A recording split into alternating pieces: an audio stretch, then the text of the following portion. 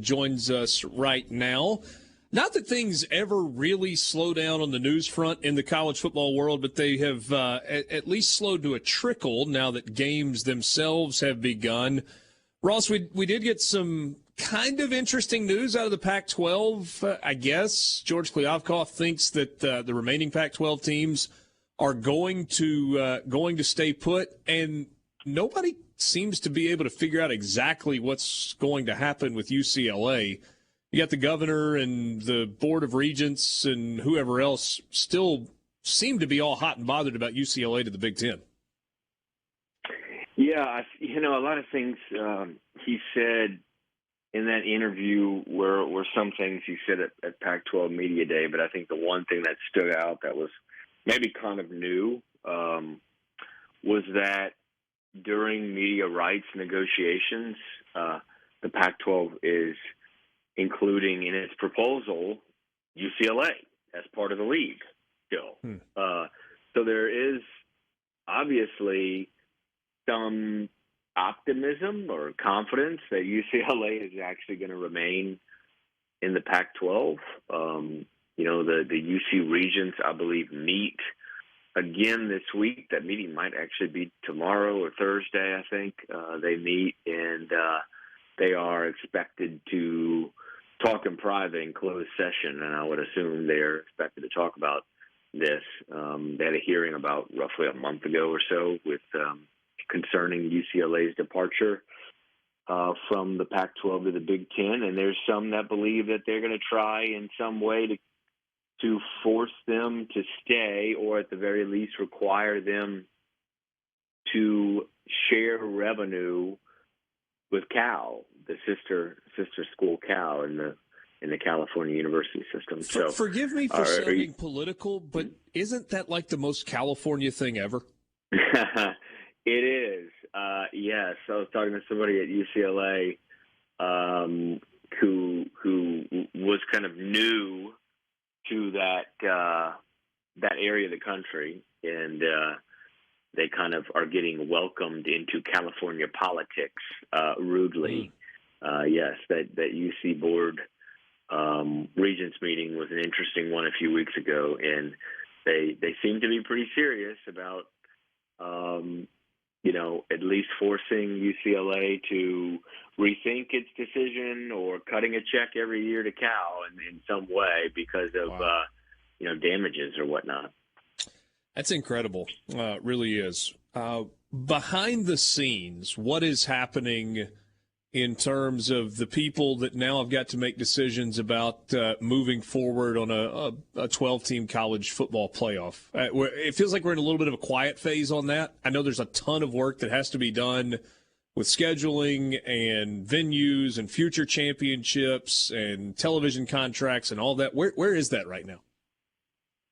Well, commissioners will meet again next week in Chicago. It's actually their big meeting. All the Division I conference commissioners meet, and so it's like 32 of them. They'll all be meeting in Chicago for fall meetings, and that's on Wednesday. But CFP, the actual 10 FBS commissioners, get there a day early, and they'll be meeting on CFP and expansion stuff on Tuesday. And I'll be there. I'm not really expecting a whole lot of news to come out and decisions, but they're working their way through the issues, which there's a lot of them. I think the first thing is the calendar is actually when to play the games. December is a fairly tight window to play all these games, and they've got to figure out the calendar. They've got to figure out revenue distribution. They got to figure out, schools will host first-round games, and there's some logistic issues there. So they've created a subcommittee of ADs to kind of look into some of those things. There's a lot of issues. They're focused on trying to expand early in the 2024 season. So it would be January 2025 playoff championship. That's kind of how they've broken it down as far as what they're tackling. They're trying to tackle how to do this quickly, and that includes ironing out these calendars and deciding. It's just a lot of logistics to try to get in. So it feels like they're kind of settled on the 4 first-round games on campus sites and then using the current bowl system for the quarterfinals, semifinals, and then a standalone site for the championship game. Is there any push at all to make those quarterfinal games on campus as well? Or is everybody okay with first-round games on campus and then we go to neutral sites? I guess the reason I ask that is because it feels like those top 4 teams getting an on-campus game would be a really cool thing also. Correct. And I think there's definitely a push by some to have the second round be on campuses. The model that the president's adopted, however, is the model that has the second round at bowl sites, at the 6 rotating bowl sites, semifinals as well. So, I don't think in this iteration of the playoff that they'll have on-campus second-round games.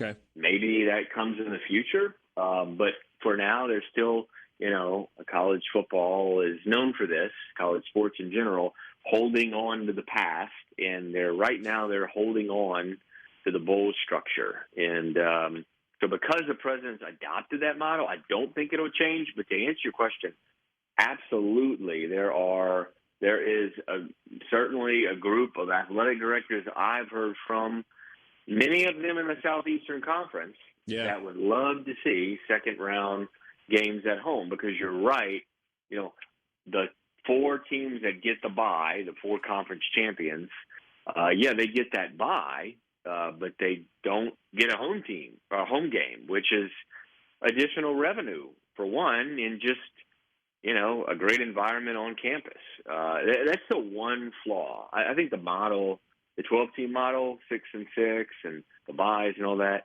I think is great. I think it's a great model. There is one flaw, and that is the second-round game should be at home. Yeah. No, you and I are in lockstep on that. As it pertains to the Rose Bowl, did the Board of Managers finally tell the Rose Bowl to either get on board or screw off? Probably not in that exact those terms, but I think, especially with UCLA and USC's decision, I think the Rose Bowl knows that this is a different time in college athletics, and it's either going to be, and there's 2 parts of this, right? It's either going to be a part of the playoff rotation, or it's going to have its traditional date and time and be the Rose Bowl and get the 3rd place Pac-12 team and the 4th place Big Ten team, and that's what it'll be.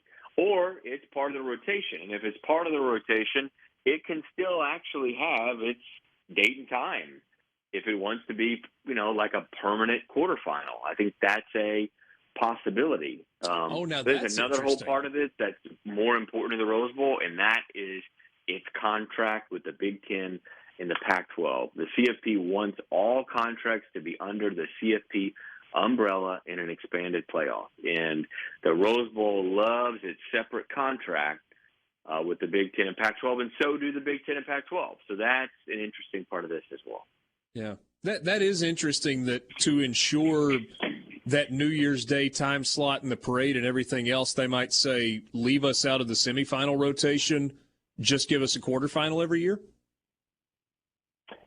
Yeah, I mean, that is a possibility. However, I think if you give the Rose Bowl that kind of unique, right, function, you would have to offer that function to the other bowls as well, like the Sugar and the Orange. However, I think the Sugar and the Orange would probably tell you they would like to, once in every, whatever it will be, I think it's once every 3 years, they'd like to host a semifinal. Sure. So the Rose Bowl would be kind of eschewing a semifinal once every 3 years to have a quarterfinal every year just to keep their date and time. But their date and time to them is very precious, and they might be able to keep it. Yeah, if they want to be a permanent quarterfinal, that is something that was discussed at length last fall. We've written about it quite a bit, and I just don't know, if it's really worth it for them to never have a semifinal. Yeah. Well, it is the Holy Grail. Let's never forget that. Ross, thanks as always for your time. Good catching up.